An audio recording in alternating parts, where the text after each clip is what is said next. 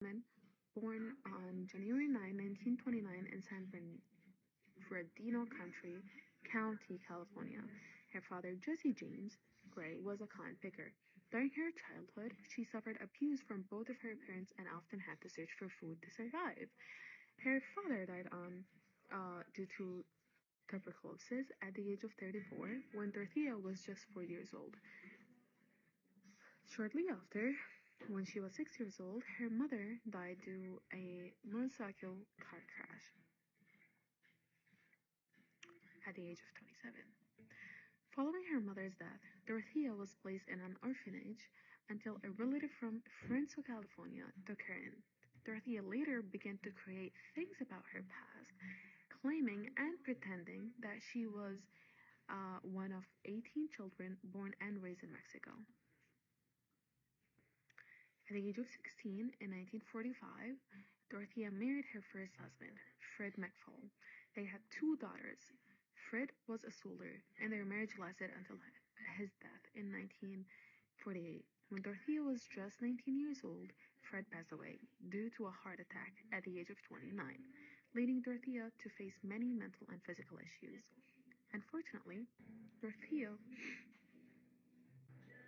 felt unable to care for her children due to financial hardship and her unstable lifestyle, where she ended up having one daughter sent to live with a relative and the other was placed for adoption. Her marriage ended and divorced in 1948. Her second marriage, Dorothea's second marriage, was to Edward Garcia in 1949 when she was just about 20 years old.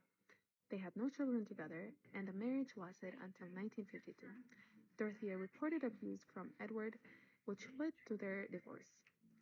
On her third marriage, 1953, which lasted until 1965, Dorothea married Ruperto Bonnet, and they had one child together, a son, who was named Ruperto Dier.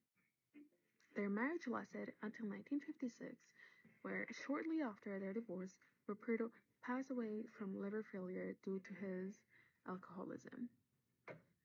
Dorothea's last marriage was in 1972, where she married George Bonnet when she was 43 years old. Therefore, they separated in mid-1970s. Bonnet passed away, although the cause was uncertain and they had no proof yet about it.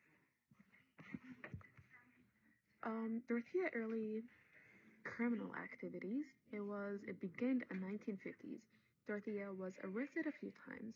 In the spring of 1948, Bunny was arrested in Riverside of using fake checks to buy women accessories. She was found guilty of multiple charges of fraud and received 4 months in jail and 3 years prohibition. By the 1960s, Dorothea had moved Sacramento and began poisoning as her early criminals. In the early 1950s, Dorothea was arrested a few times. In the spring of 1948, Bonnet was arrested in Riverside of using fake checks to buy women's accessories. She was found guilty of multiple charges of fraud and received 4 months in jail and 3 years probation. By the 1960s, Dorothea had moved to Sacramento and began posing as a nurse to steal from older people.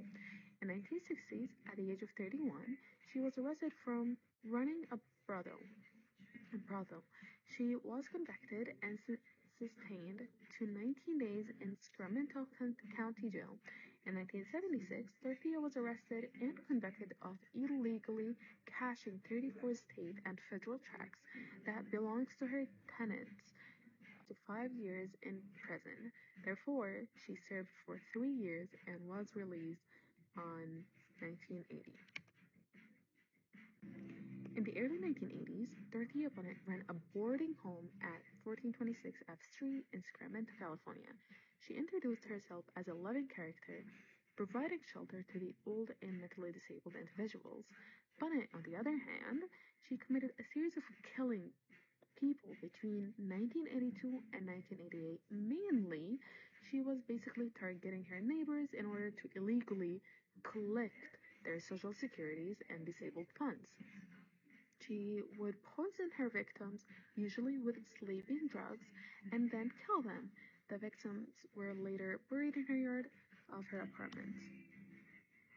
The crimes were discovered on November 1988 after a social worker reported the disappearance of Alvaro Brett Montoya, a mentally deficient man in Bonnet Care.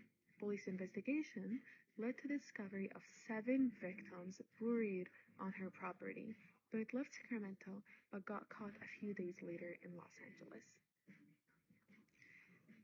Lately, after she was arrested in November 1988 and accused of 9 counts of murder, including her boyfriend and 8 residents, the discovery hearing began in 1990, with a trial starting in 1992. Bonnet was found guilty of 3 murders in August 1993 and sentenced to life in prison with no possibility of release. The jury failed to unanimously decide on the remaining 6 counts, resulting in failures for those charges. Dorothea Bonnet lived on March 27, 2011, from natural causes at the age of 82.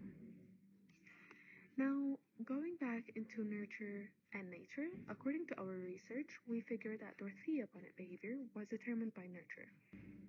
She had a difficult childhood. Her father was a alcoholism who died, and her mother also left her. After that, she was raised in an orphanage where she claimed that she was abused, and all of that trauma most likely affected her perception of others and taught her to lie and manipulate in order to survive. Now, for a deeper analysis of Dorothea Puente's terrifying case, we turn to forensic psychologist Ralph L. Schick and investigative reporter Samir Rashid. She was just a sweet old blind lady who opened her home to people with nowhere else to go. But in reality, she was a calculated predator. Her crimes began in the 1980s, and her victims were all people society tend to overlook: the elderly, disabled, addicts, and mentally ill.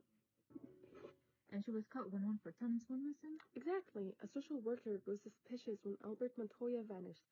Police got a warrant, searched her yard, and the rest was history. And she kept insisting she was innocent. Yes, even after being sentenced to life without parole, she never admitted guilt.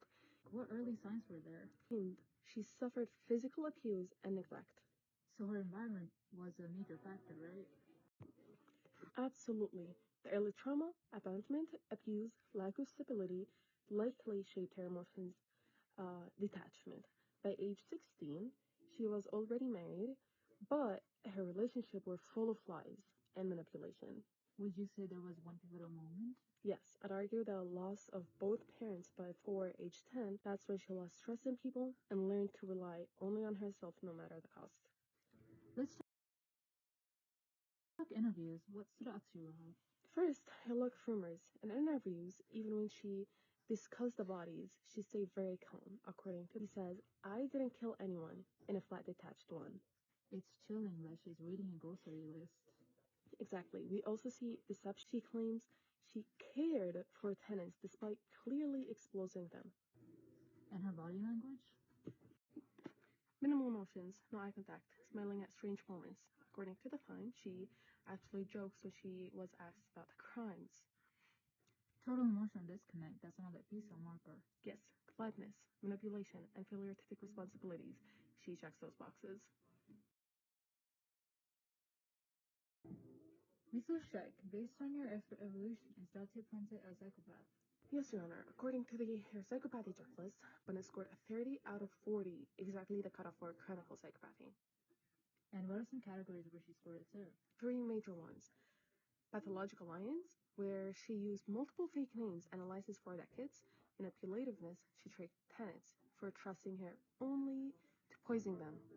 And the third one is lack of remorse or guilt, no apology, no emotions, even during sentencing. Thank you. Based on the evidence presented, the court finds that Dorothea Puente is a psychopath. In the end, the most terrifying monsters don't always come with warning signs.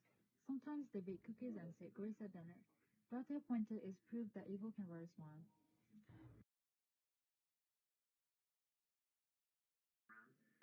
And then we dig, and lo and behold, we find what looks like the remains of a human being.